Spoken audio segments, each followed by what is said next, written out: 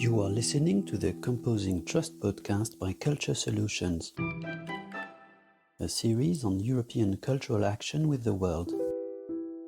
Is Europe still attractive? How is it perceived outside the EU? How do Europeans promote culture together in the world and with which partners? What have they learned together? What is their experience? Our Composing Trust podcast series will address these issues.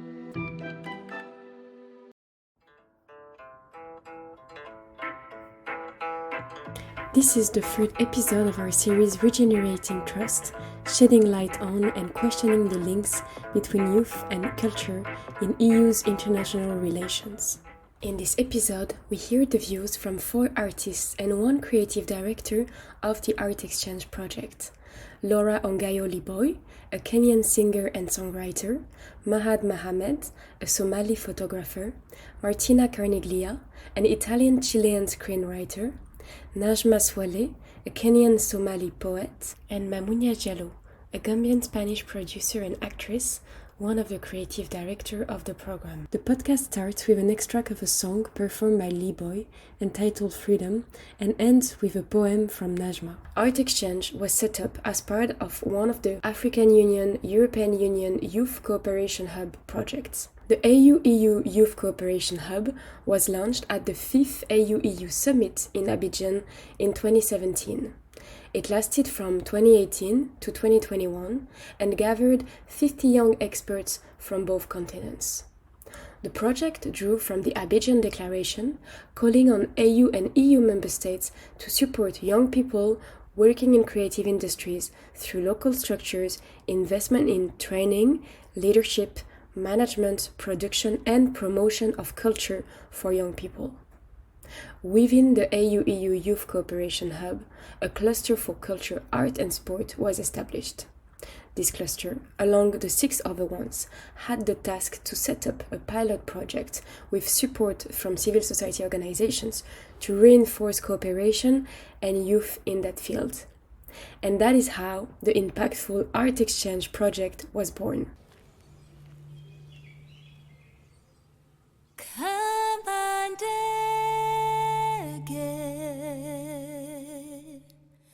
Na ujasiri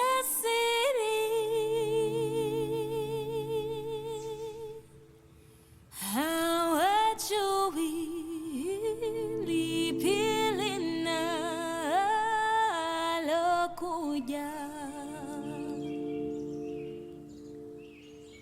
wanapeperuka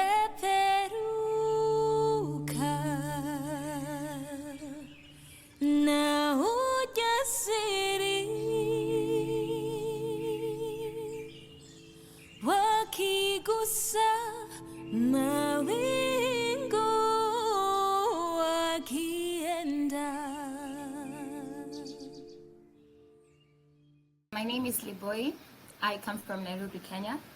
I am an artist, storyteller who uses different mediums to express herself.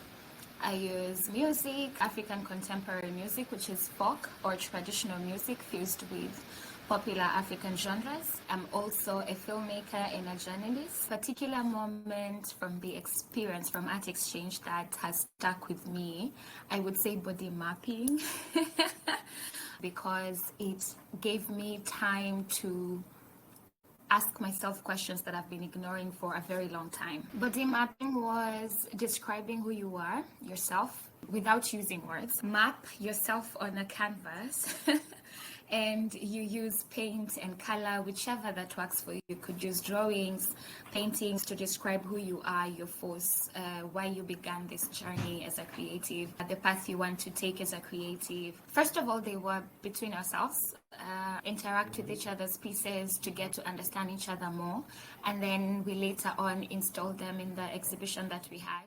My name is Martina. I'm Italo-Chilean.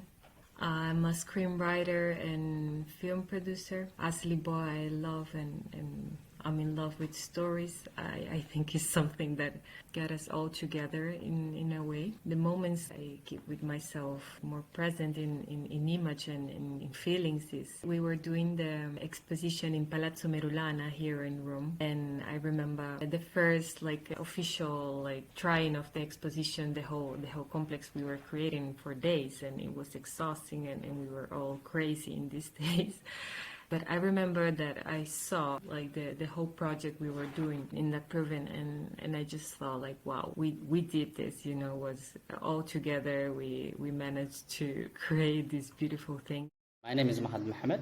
I'm from Somalia. I'm based in Mogadishu, and I do photography. One vivid memory I remember was the one in Rome, getting out of that comfort zone and finding a way to blend photography with the other artistic discipline, poetry and religion. So the group that I was working with was mostly focusing on Michelangelo Star Paradise from a religious perspective. One of the things that stuck with me was to be able to go outside and just meet random people on the streets of Rome and casually ask them questions about their experience in the Star Paradise and some follow-up questions, and collecting all those information and depicting it as a photography and a photo collage, and also go around, just take random pictures and then create something that reflects what they say. Special to me, and I still continue to do it. My name is Najma Saleh. People know me as Drops of Melanin. I'm from Nairobi, of Somali origin. I'm a spoken word artist and a writer and a poet. I came across Art Exchange when I was doing the first co-creation residency in Nairobi. I met some amazing human beings who we're still friends until now. From that, I got the opportunity to join some of the crew in Rome. That was how I joined Art Exchange and met amazing people. I have so many amazing memories. One of my favorite memories has to be when we had our body mapping again with Xavier. I met one of my best friends, Liboy. She saw parts of me that I don't think I've ever shown other people, without talking, without saying anything, just being expressive. My name is Maimuna Jallo, and I am a writer and director working in mainly theatre and a bit of film. And I was one of the creative directors for the Art Exchange program when we did a 3-week residency in Nairobi and then also in Rome, which was a bit shorter, 7 or 8 days, but with some of the same artists and also new artists coming in. I am Gambian Spanish, but spent a decade in Nairobi. One of the very special memories of the experience with the Art Exchange program has been to see how such strong bonds are created in a very short time. We go really deep. The artists are able to explore who they are, what they want to represent through their work, because they're given the space and time to do so. And at the same time, they then come together and birth something new. And so seeing this process happen is honestly, for me, I always liken it to seeing some kind of magic being created, because you come in basically into a space where everything is possible. You know, you come in with all the skills that you have, with your own ideas, but it's basically a blank slate. And then in that process of getting to know each other, but also getting to explore yourself more deeply, you see how something new is created, and something that reflects the individual artist, but also something that is a universal language that they all share. The 4 artists experienced co-creation, a process in which they blended the art techniques and cultural perspectives, a geographical and technical encounter. This was realized in artist residencies, with exercises to introduce themselves to one another, and through artistic projects, which were then exposed in exhibitions and shows. In May 2022, the 4 artists we hear in this podcast, but also 16 others from the Art Exchange project, met in Rome for a 6-day workshop to create a show and exhibition at the Palazzo Merulana in Rome. In preparing this, they were supported by Maimuna Jallo, that we will hear on this importance of creating the right space for co-creation, but also Xavier Verhoost, visual artist and curator, and Lorenzo Romito, an architect. In this show, Closing the Residency, artists explored the role of arts in society, both from a personal and collective perspective. For this, they were inspired by the work and philosophy of Michelangelo Pistoletto and his Third Paradise. The concept of Third Paradise, Il Terzo Paradiso in Italian, was born in 2003 as a symbol drawn by Michelangelo Pistoletto. The symbol is a reconfiguration of the mathematical sign for infinity with a third circle inserted inside, representing a generative womb of a new humanity capable of overcoming the destructive conflict between the two polarities of nature and artifice in society today. The show, entitled Into the Mirror, relied on different artistic methodologies such as body mapping, dance, storytelling, poetry, music, photography, videos, and digital art. I never had the chance, and I don't know if I will ever had another chance to live like such a beautiful experience. We had an idea of what we had to talk about, but we only had a week to get our heads all together and synchronize our thoughts. We had some artists that were guiding us through this journey, and they were giving us some instruments and helping us to really materialize the whole exposition. In artist residencies, what is the role of creative directors to allow to create the conditions for co-creation? I asked Mamonia, and then I asked the artists how they experienced it. For some, it was the first time they experienced it, and also with such depth. Seeing how the co-creation process works is always just, very special. The initial step is always trying to create a space that is safe, because I think that artists create best when they feel safe. So part of the creative direction that we do is around that, the getting to know each other process, and realizing that there's no right or wrong answer, and that the process and the journey are just important as the final product that you're going to create. I work more around storytelling, narrative creation. My colleague Xavier Verhoost does body mapping and more visual art, so he was leading sessions around that. A lot of these things are interrelated. It's all about expression at the end of the day, whether you use words, whether you use paints. And then we gave the artists time to themselves see how they could work together, form their own groups. It was something that we didn't feel like we had to puppet master, because within the process they had already seen, I would like to do a collaboration with this person, or I'm a poet and I would love to do something with a dancer. So they went off, created their own pieces, and then our role there became much more around production and helping them put together a show. Because I think that's one of the elements that we forget, but when you have to present the work in such a short amount of time to a public audience, it's really important that it works, that there's a kind of narrative thread, that there's a journey that the audience is taken through as well. So the production element and then directing the final creation was part of our role as well. Xavier gave us a very open platform and asked us questions which allowed ourselves to express ourselves without also feeling the pressure too. He made it so easy. He asked us questions like, how did you become an artist? What led you to be an artist? What are the outside elements that inspire your art? And what are the inside things that you feel yourself as a human being, as a person, that help in the growth of your art? Those are the things that really enforced us to have a connection with ourselves, but also with our fellow artists. I used to think like I do my own way, and the artists that I'm collaborating with, they do their own way, and we just exchange ideas. But then I was stuck with my own. That's what I thought initially. After I've done the co-creation in Rome, then I changed the way I used to see co-creation. It's not something that I want to do. It's something that we want to co-create. We collaborate. We blend our ideas together, and whatever comes out of it's not just something that represents one brain. It's something that's collides different beliefs, different way of thinking, different way of creation, different way of presenting. I used to do photography in a way, but with this co-creation, I had to change the way I think, the way I present. I even created the first time like collage photography, just collecting different, postcards within Rome, find a way to pitch it together and pick the story. I work with a lot of photographers like Junge and also Berna, and finding like in their work, in their photographies, through their eyes, the meaning and also what I was feeling and what I wanted to transmit. And I knew how to do it in words, but not through images. So it was such an important process to trust their eyes and trust the way they see it, and synchronizing the way we think and the way we wanted to transmit.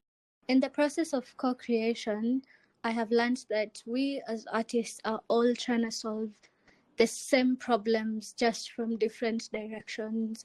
For example, I did a co-creation, one of my favorite co-creation projects with Bea. Bea is a mural artist from Italy.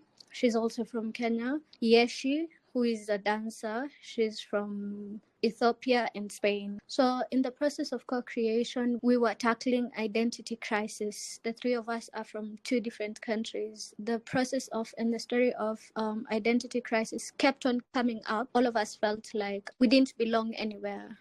But as you grow up, you try to create a safe space for yourself or for the people around you, and that safe space has constantly proven to be the art that we are doing. So we found home in our art. So that's how we co-created that project, and I will have to say it's one of my favorite things I've done through Art Exchange. Co-creation, in as much as you're telling the story, you're also having an opportunity to learn each other's cultures. There are perceptions we have that when you get to a different setting or environment or culture, you realize, oh my God, there are things that back at home I overlook, but they do exist. Or there are things that happen here that can happen at home to change the narrative. It's a learning ground and also a ground for us to pick up solutions for ourselves back at home. Each of our episodes takes a look at the why and the how of cultural cooperation projects. Understanding the parameters is crucial in assessing not only the impact, but the living experience, the feeling of achievement and success for these projects, which nurture international cultural relations. Once again, the Art Exchange project exemplifies how the successes of these programs depend on the work put in by implementing civil society organizations, by creative directors and advisors surrounding the project, and by the time dedicated to the preparation and selection of participants. A lot of thought was put into the selection process to make sure that there was a diversity, not only in terms of what countries artists were coming from, but how long they had been practicing, what kind of disciplines, because it was really critical for us that it be an interdisciplinary program so that we could have those kinds of exciting collaborations and not necessarily obvious ones, not necessarily the musician with the dancer, but maybe the painter with the dancer. And which is why there was a lot of time also for them just to spend time together. You know, when you're in a residency, it's also the lunch, it's also the coffee. I remember one artist sang opera, and one evening they all went out and she started singing under a bridge, if I recall correctly, and everybody sang along with her. And when reading the feedback forms after the residency, what this artist said, I think will always stick with me because, and I'll quote her, she said, "This is what it feels like to be alive. I didn't know, but now I know." So it was really an experience that was beyond the creation, the final product, but about these conversations and these connections and finding out about each other's cultures and each other's practice. The conditions are felt by the artist and it impacts their experience of international cultural relations. I asked them how much they felt connected to an international community of artists before and after Art Exchange. Some shared how they hoped to broaden the scope to their own cultural environment back home. Before Art Exchange, I was connected to international artists, but the levels are different. When it came to Art Exchange, I had now connections with artists who are practicing and artists who view art differently, completely differently, which is a good thing. It's no longer just sitting down and writing, but more of putting in the thought, what it is you want to express, how differently can you express it, how differently can you work with other people, or how differently can you use different fields of art to deliver this message. So it became different, and I would say the connection had a meaning. It had a meaning to me, it had a meaning even to them, I believe. And it was also beyond the artistic environment and more of also the cultural experience, because we were learning different things from each other. I feel very, very connected to artists from Europe and even different countries in Africa. I was pretty convinced that we were connected, but art exchange was like the proof, like the real proof that we can work together and co-create and just enjoy our company and be together as artists and just respect and enjoy each other's manifestations and kind of ways of being, you know, and I think art exchange like helped me to have a real proof that we can do it and we should do it more. I actually remember that we had an evening session where everybody basically got about 5 minutes to showcase some of their favorite work.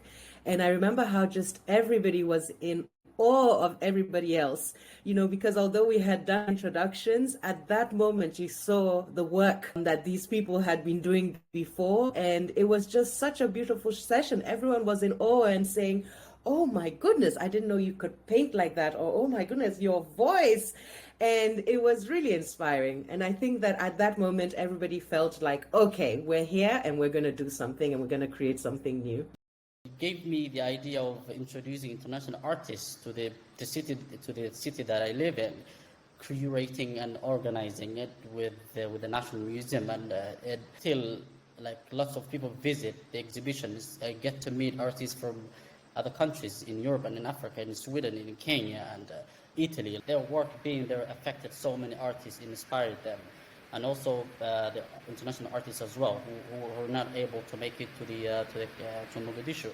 So that connection, it also helped me realize that's what art is for. With artist residencies and cultural exchange programs, not only foreign artists travel and discover new places, but local artists too re-experience their own space. Interculturally, when we went to Rome, I had to understand how other people appreciate art and things like that, and it's not very different from how we do it. It's just that sometimes people have no knowledge of how these things work, so it made me appreciate the connections that I have made.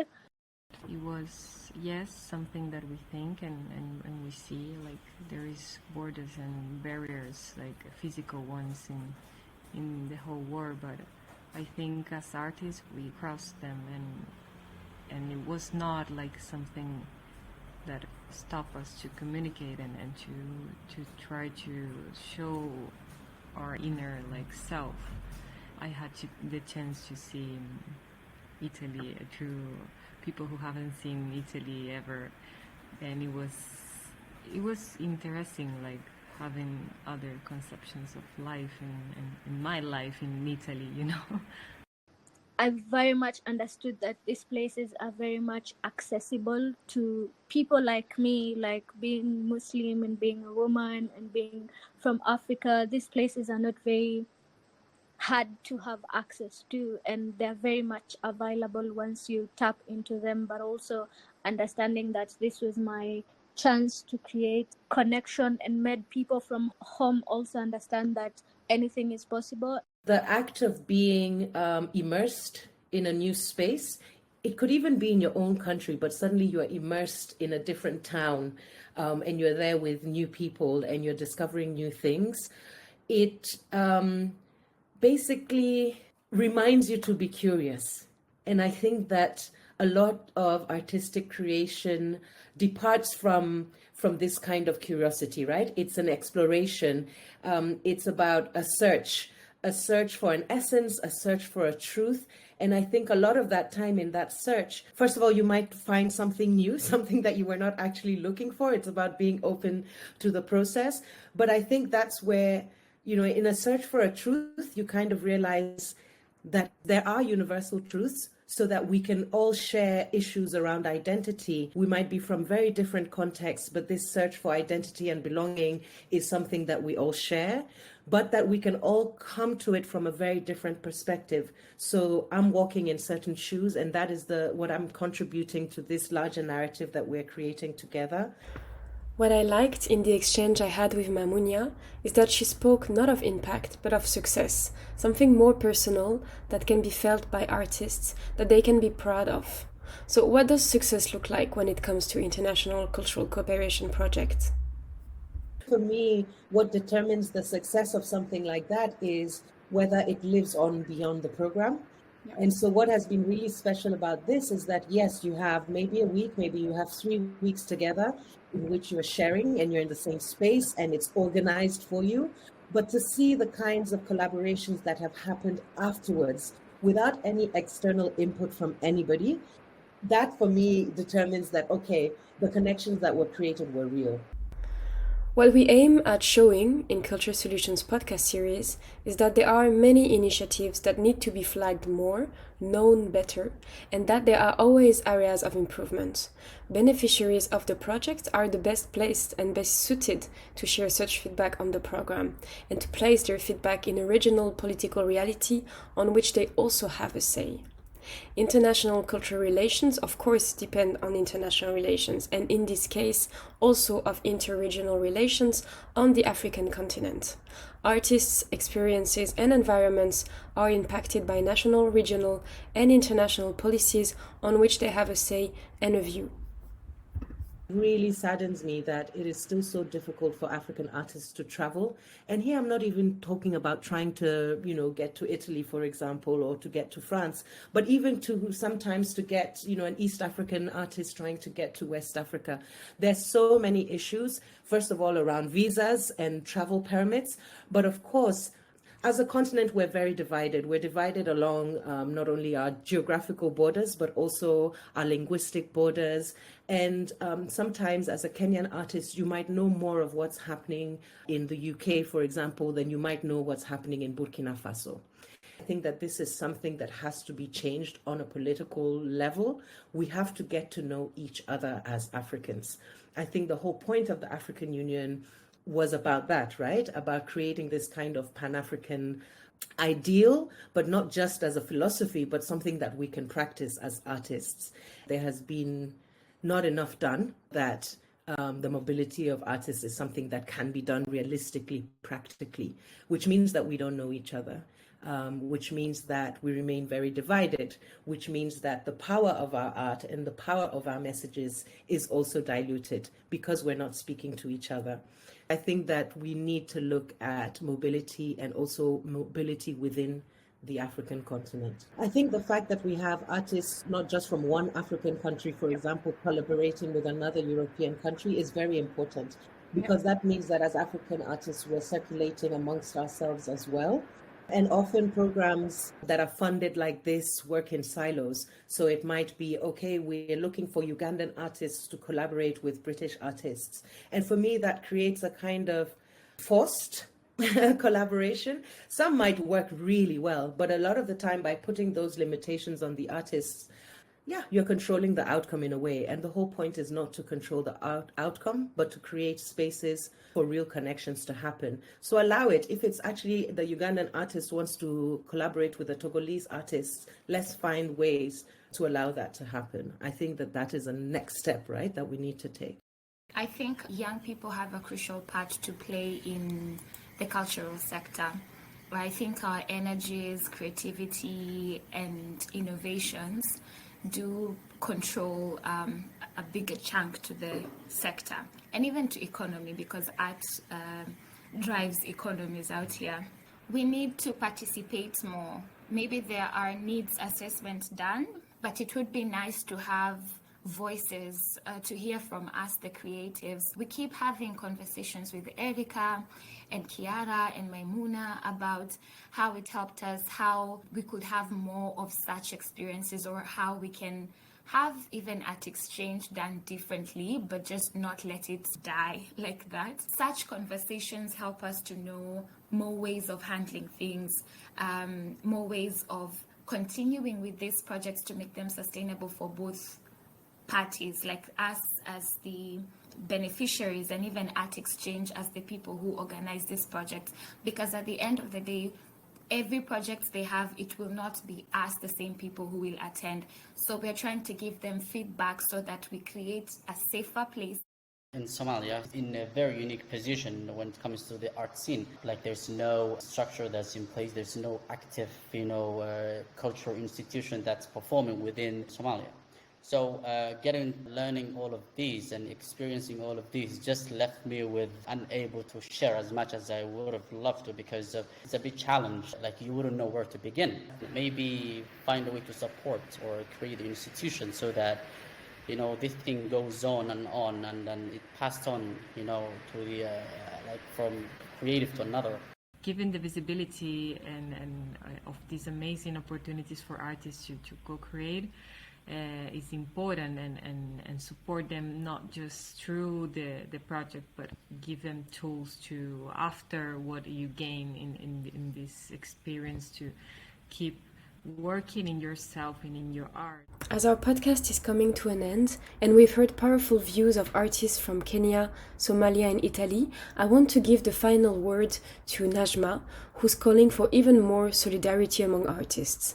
Najma hopes that the space she had access to can be open to even more artists, and that more creative hubs will emerge for artists to meet, learn and discover their own culture. This call for justice and solidarity sums up exactly all the beauty and the potential of international cultural relations. Based on trust and sincerity, international cultural relations help artists to know themselves better, to realize by themselves their cultural background and its perception outside the national realm, and how to expand that knowledge to more people.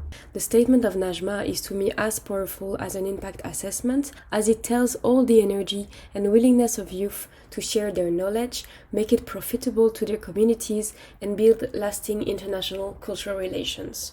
It shows how art among youth hopefully makes emerge a counter-trend to conflictual politics and prepares a next generation of leaders both in Africa and Europe, smart enough to go beyond traditional relations and divides, and generous enough not to be searching to keep the luck and access to themselves. I feel like there's much more need for space for amateur artists, because I feel like there's so many people who are starting right now and they have no direction.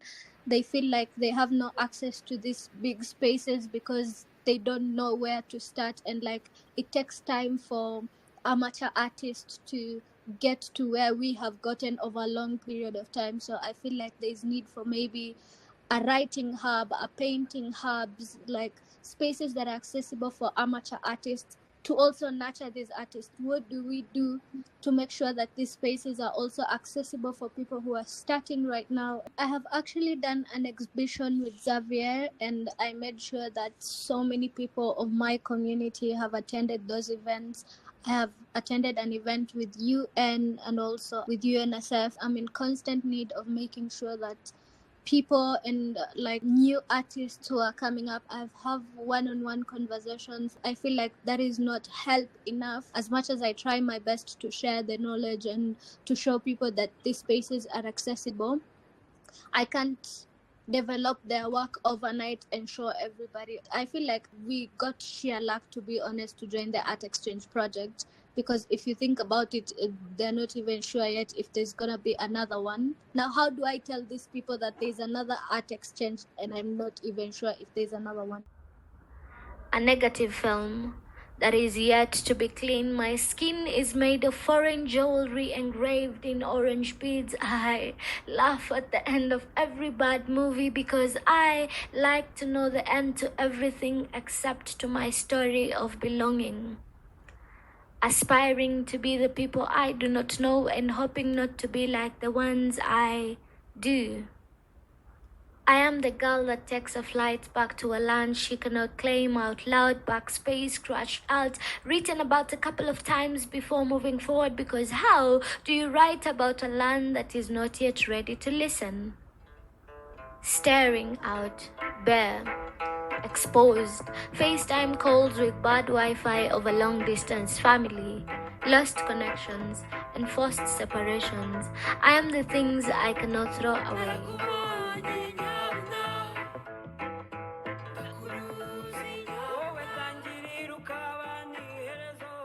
The recording was made possible thanks to the support and coordination of the implementing organization, CISP, in particular the program manager Erika Mascaro and the culture technical advisor Chiara Camozzi.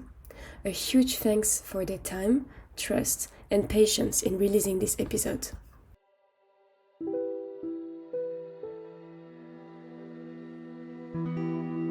Thank you for listening to today's episode of our Composing Trust podcast by Culture Solutions. If you liked it, you can subscribe and follow us on your favorite podcast platforms and contact us at culturesolutions.eu.